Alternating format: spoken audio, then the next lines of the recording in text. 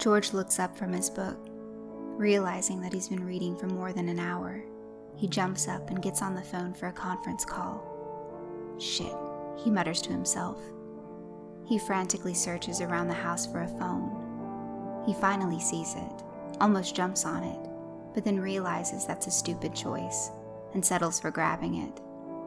His thumbs flying, he dials up the number and barges in on the call like a very sheepish bull. He apologizes and tries to make it somewhat less awkward for him and his coworkers. The call goes on for a few hours. It's a miserable night, raining, dark, and cloudy. So cloudy, in fact, that the only light illuminating the streets are the street lights. George is watching the latest episode of some soap opera.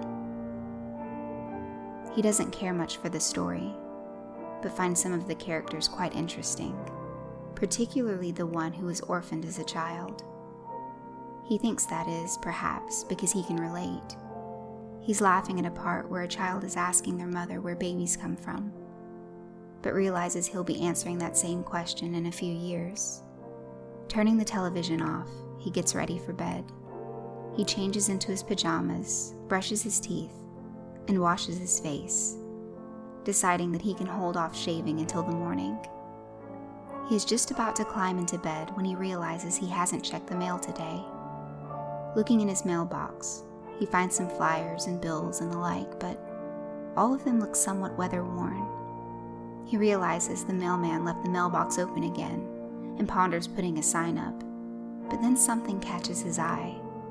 One of the envelopes looks almost fresh and much less wet than the others. Inquisitively, he looks at the envelope to see that it's been tucked away nicely.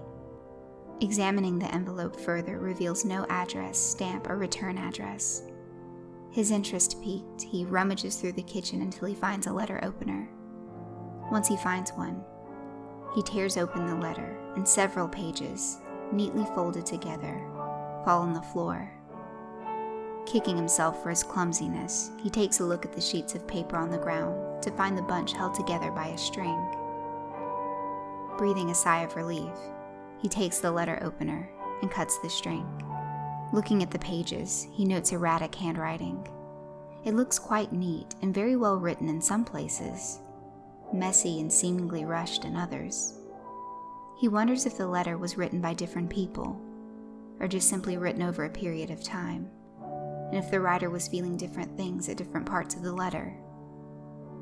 He looks over the letter, contemplates it, and begins reading. Hello. It's been a long time, hasn't it? My, you've grown. Just look at you. Getting older, more grown up, more mature. Feeling older too, I'm sure. How old are you now? 40 or so? Don't worry. You're not that old, and in the near future, you won't be getting much older. Now, George, how long has it been since we've seen each other? Maybe 40 years? All right. You wouldn't remember, of course. You were just an infant, a small babe in a nice family. And if I remember correctly, you spent the rest of your life in an orphanage, at least until you were 16 and could move out. Oh, your friends. They got adopted. But never you. People didn't want to adopt you. You were tied to something. And even though it fell out of people's minds, whenever they saw your name, they'd remember. George Stevenson, the son of the big shot. But you lived in an orphanage, right? That can't be true.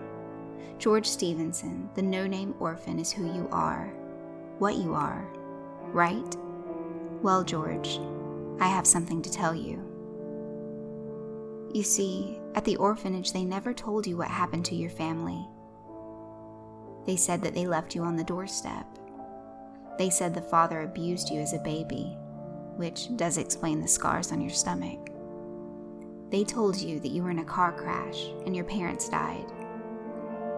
They tried telling you nearly every story, except for some.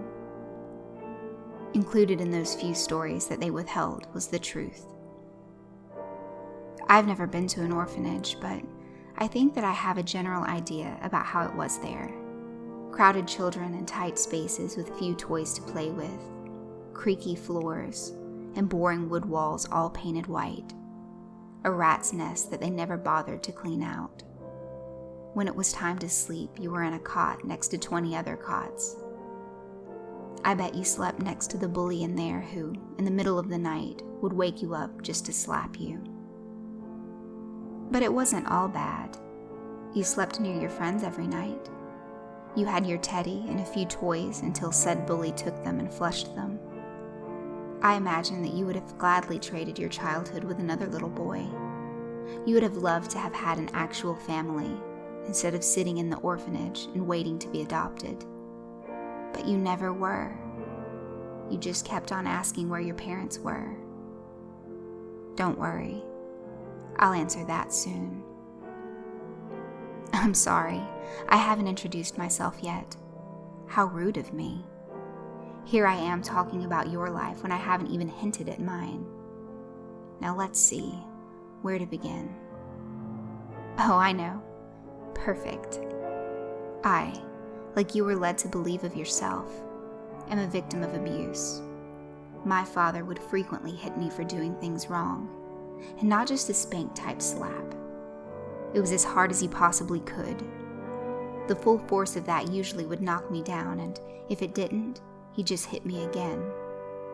Not only that, but sometimes, if I was acting out, such as talking back or crying, he would wrap his hands around my neck and start strangling me until I couldn't breathe. I'd stop crying then.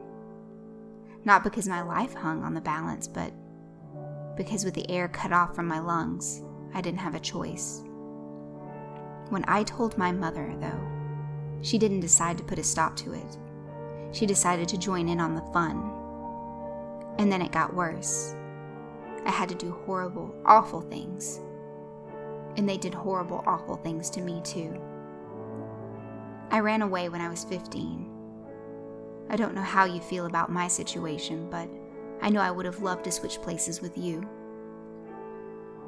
As a homeless child, I couldn't spend the night in shelters. Most of them wouldn't take me unless I had a parent or guardian with me. I should be a parent from the previous paragraph. I would rather have died than gone back to my parents, though. They were awful, horrible fuckers. Even 40 years later, I'm still bearing the scars from those shits. And for a while, I was fine living out on the streets. I fit right in with the homeless, and looked as if I'd been on the streets for a while. What with all of the scars, tattered clothes, dirty face, bloody, rotting teeth. But then the incident happened. I took part in an illegal bum fight. Now this wouldn't be so bad if it didn't happen to be the fact that the hobo I was fighting was a dirty old fucker with some sort of physical defect, it seemed. It looked like he needed medical attention, but because of the healthcare hinging on a person's fucking wealth, he was forced to just deal with it. I fought and scratched and bit and screamed. I took a huge knock-up in that fight, but gave an even worse one back. Whenever he let his guard down, I'd punch him as much as I could, wherever possible. Because my parents were the fuckers they were, I'd grown decently skilled at fighting people off who were much bigger than me. It helped that what little weight I had on me at that time was muscle. After he started to get wheezy and tired, I really attacked him.